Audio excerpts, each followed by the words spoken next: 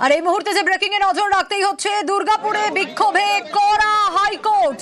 বিচারপতি শম্পা দত্তপালের কি নির্দেশ জানাবো আপনাদের, কারণ যে ছবি আপনাদের দেখাচ্ছিলাম কিছুক্ষণ আগেও, কলেজে ঢোকার চেষ্টা করেন বালেশ্বরের সাংসদ এবং পদ্ম সাংসদকে রক্ষীরা ঢুকতে বাধা দেয়, গেট টপকে ঢোকার চেষ্টা করেন সাংসদ। আর দুর্গাপুরের বিক্ষোভে হাইকোর্ট কড়া কি নির্দেশ দেওয়া হলো, আরো ডিটেইলে বিষয়ে জানাতে পারবে অর্ণব। কি নির্দেশ দিলেন বিচারপতি শম্পা দত্তপাল?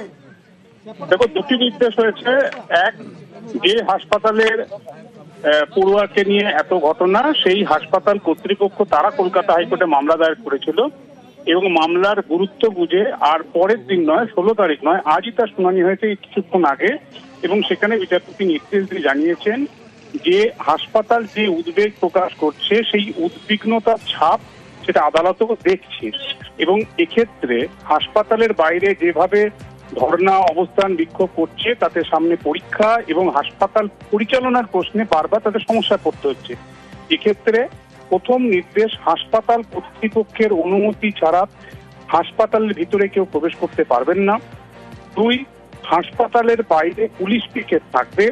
এবং 3, এক্ষেত্রে হাসপাতালের ভিতরে যদি প্রবেশ করতে হয় সেক্ষেত্রে তদন্তকারী আধিকারিকরা নিশ্চয়ই তারা হাসপাতালের ভিতরে যাবে, বাকিদের ক্ষেত্রে হাসপাতালই অনুমতি দেবে। আর পর্যাপ্ত পুলিশ মোতায়েন থাকবে হাসপাতালের বাইরে বা ওই পুলিশ পিকেট সহ, যেটা আসানসোল দুর্গাপুর পুলিশ কমিশনারেট ব্যবস্থা করবে।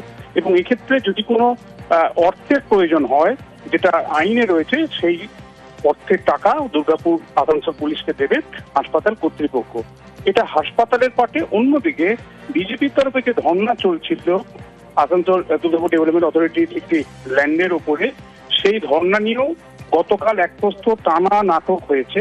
এবং সেক্ষেত্রে পুলিশ এবং বিজেপি কর্মীর মধ্যে গতকাল দফায় দফায় বচসা বেঁধে যায়। সেক্ষেত্রে বিচারপতি শম্পা দত্তপাল শর্ত সাপেক্ষে সেটা চালিয়ে যাওয়ার নির্দেশ দিয়েছেন। কারণ আসানসোল দুর্গাপুর ডেভেলপমেন্ট অথরিটির জমির ওপর যেহেতু এই অবস্থান কর্মসূচিটা চলছে, তাদের যেহেতু অনুমতি রয়েছে, বাকি সেই সমস্ত আইনানুগ ধাপগুলি রয়েছে সেগুলি খতিয়ে দেখবে পুলিশ। এবং 19 অক্টোবর পর্যন্ত ওই ধর্ণা চলবে, যার সর্বোচ্চ জমায়েত হতে হবে 500 জন। বেশ অর্ণব, একেবারে অর্থাৎ দুর্গাপুরের বিক্ষোভে হাইকোর্ট করা কি নির্দেশ দেওয়া হলো, মেনলি তদন্তকারী ছাড়া হাসপাতালে প্রবেশ কারো নয়, অনুমতি ছাড়া অন্য কেউ হাসপাতালে প্রবেশ করবে না, আর মেডিকেল কলেজের বাইরে পুলিশ পিকেট থাকবে, নির্দেশ বিচারপতি শম্পা দত্তপালের।